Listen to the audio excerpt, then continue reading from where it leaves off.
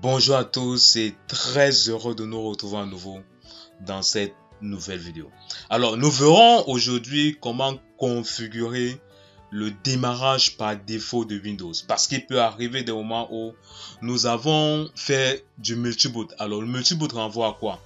Ça renvoie à ce que nous ayons en fait sur notre machine plusieurs systèmes d'exploitation qui tournent. En l'occurrence ici, comme vous pouvez l'apercevoir, Windows Server et Windows 10. Alors, nous voulons par ailleurs que notre machine démarre sur un système en particulier. Vous voyez bien ici que l'installation par défaut me fait démarrer en fait cette machine sur Windows Server. Alors, c'est ce que moi je ne veux donc pas. Si je démarre ici ma machine, en l'occurrence, vous voyez en fait que le Boot Manager, qui est en l'occurrence le premier secteur de démarrage de Windows, va en fait démarrer ma machine par défaut ici sur un système particulier qui n'est en l'occurrence que Windows Server. Donc si je veux par ailleurs que ma machine démarre sur Windows 10, il y a une configuration beaucoup plus approfondie que je vais faire en fait sur le système d'exploitation. Alors je vais essayer de démarrer ici ma machine sur Windows 10 et en la démarrant ici, j'atterris naturellement sur le bureau de Windows 10 avec les différentes applications en fait que j'ai installées. Je veux configurer le démarrage sur Windows 10 en particulier. Et rien de plus simple pour le faire, il va falloir que j'aille ici au niveau de l'explorateur de fichiers Windows. Je vais aller en fait ici au niveau du PC, au niveau en fait de ses propriétés. Donc je vais cliquer sur ce PC. Je m'en vais naturellement dans ses propriétés. Il y a un nouvel assistant en fait qui apparaît certainement. Alors je vais un peu descendre plus bas. Je vais aller ici au niveau de ces paramètres du système avancé, comme vous pouvez naturellement le voir ici. Donc je vais descendre ici. Je m'en vais ici au niveau des paramètres du système avancé au niveau de ces PC. Il y a forcément un nouvel assistant qui apparaît. En étant en fait sur cet assistant là, vous voyez en fait qu'il y a plusieurs onglets sur cet assistant là. Donc je vais laisser l'assistant par défaut qui a été sélectionné. Je vais aller un peu plus bas au niveau de démarrage et récupération. Donc en étant sur la rubrique démarrage et récupération, je vais double-cliquer là-dessus. Ça me renvoie en fait sur un nouvel assistant. En fait, c'est au niveau de cet assistant là que je vais configurer en fait ce démarrage par défaut.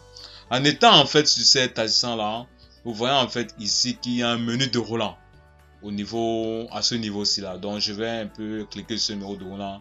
Vous voyez que Windows Server et Windows 10 et vous apercevez que c'est Windows Server en fait qui a été sélectionné par défaut. Ceci voudrait dire que quand ma machine en fait va démarrer en fait par défaut sur Windows Server. Mais c'est ce que je veux donc pas. Je vais ainsi sélectionner le système par défaut en fait que je veux que ma machine en fait démarre là-dessus. En l'occurrence qui est Windows 10. Donc je sélectionne ici Windows 10. Et si vous prêtez un peu attention un peu plus bas au niveau de cette section là, vous voyez en fait ici le temps qui est mis pour nous en tant qu'utilisateurs de sélectionner le système sur lequel en fait notre machine va démarrer. Ici le temps est configuré en secondes, en l'occurrence 30 secondes. Donc je peux décider de le modifier ici. Mais ce n'est pas quelque chose en fait que nous allons faire dans cette vidéo. Donc la chose c'est que après avoir sélectionné le système sur lequel nous voulons par défaut que nos machines démarrent, on va donc cliquer sur OK. Et on va en quelque sorte, en cliquant en fait sur OK ici, on va refaire en fait la même procédure qu'on a fait au départ. Donc c'est-à-dire redémarrer la machine pour voir effectivement sur le système par défaut en fait que notre machine va réellement démarrer. Donc je vais essayer d'éteindre ma machine et je vais en fait la redémarrer.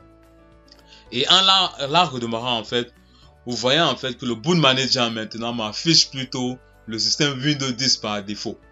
Donc c'est ce à quoi consiste en fait cette vidéo.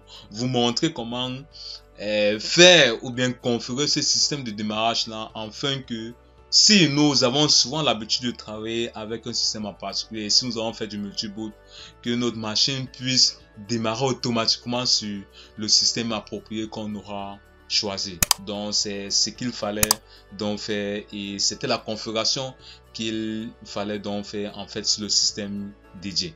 On arrive ainsi au thème de cette vidéo et dans celle-ci, vous avez naturellement pu configurer le démarrage par défaut ou bien en particulier sur un système si nous sommes sur un environnement multiboot. Alors si cette vidéo-ci a réellement comblé vos attentes, n'oubliez donc pas de la liker, de la commenter surtout et de la partager au grand nombre, parce qu'en le faisant, vous permettra à l'algorithme de mieux nous référencer. Sur ce, on se dit certainement à bientôt pour une nouvelle vidéo.